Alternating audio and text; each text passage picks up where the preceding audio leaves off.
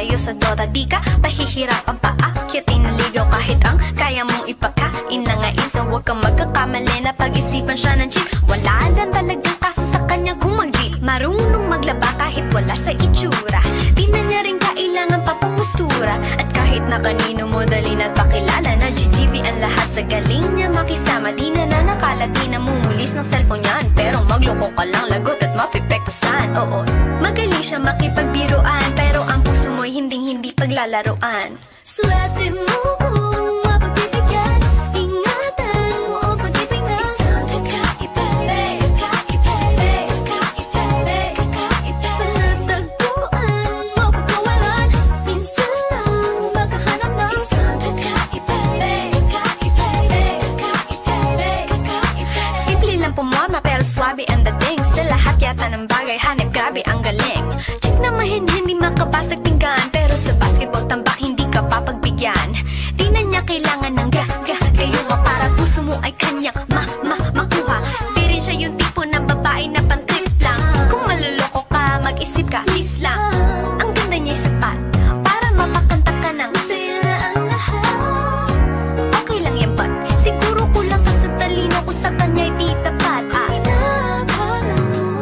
Na madali siyang palitan na papatunay ito na kailangan ng tabasan mga sungay mo, kundi hindi siya nararapat sa buhay mo. Swerte mo kung saan mapagbibigyan, ingatan mo ang pag-ibig na isang kakaiba,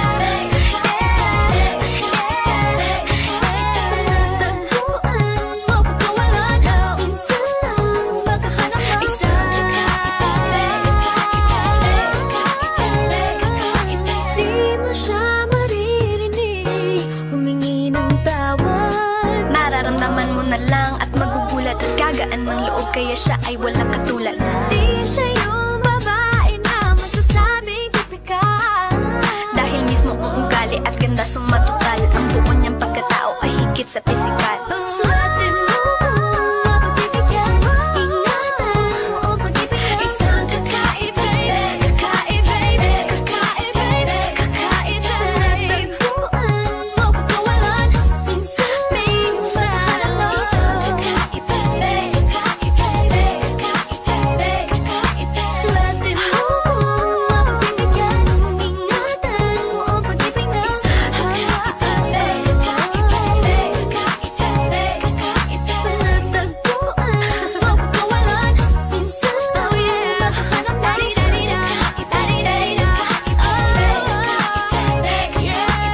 Di mo siya maririnig humingi ng tawad. Mararamdaman mo na lang at magugulat at gagaan ng loob, kaya siya ay walang katulad.